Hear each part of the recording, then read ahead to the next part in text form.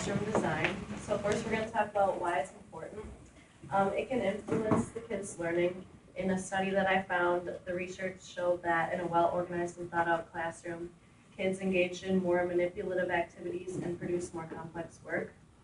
And also in the same study, they found that it can influence behavior. So if kids are acting up in the classroom, it could be because of the classroom design and the teacher might not think of that.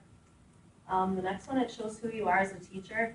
It can convey what you want to happen in your classroom and also your pedagogy. And then finally, a classroom is a child's home away from home. Kids spend a lot of their day there, so you want to make sure that they feel comfortable and safe. So the first aspect is the physical room. The flooring and wall color are said to be the most important. That was said in one of my studies. And the color schemes can convey different things. So a natural color scheme creates a relaxed atmosphere.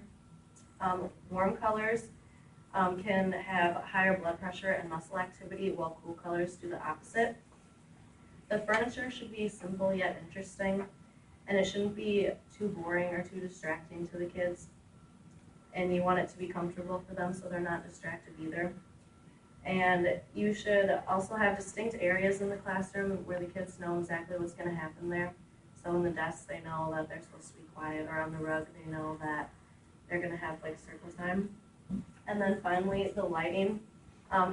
It can be natural or artificial. There just needs to be a lot of it. And any windows should be free of obstruction. The next one is desk arrangement. And this was all done in one study. And they found that a circle produces a more social classroom and encourages more discussion. Clusters were more active involvement throughout the entire classroom, so they engaged more with each other, with their work, and with the teacher.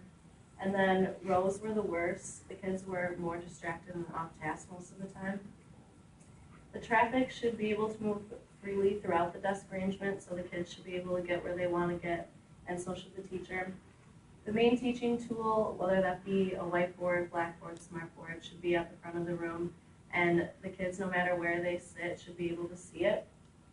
And then a teacher can move the furniture around to work for them, whether it be just the lesson for the day, or they can move it every couple months if they want. And then finally, the kids, you want to make sure that they're happy and comfortable in the classroom. So you can do that by letting them have input. If you're comfortable, you can ask them where they want to sit, who they want to sit by, what kind of desk arrangements they want to have. You can display their work in the classroom. It shows pride and ownership, and when you display their work, they can show their progress, and it will build their self-esteem and make them want to work harder. And you can do that by using bulletin boards. And if you want to further their pride and ownership, you can even have them help design and build the bulletin boards. So just remember that there's no one right way to arrange a classroom, whatever you want for your classroom.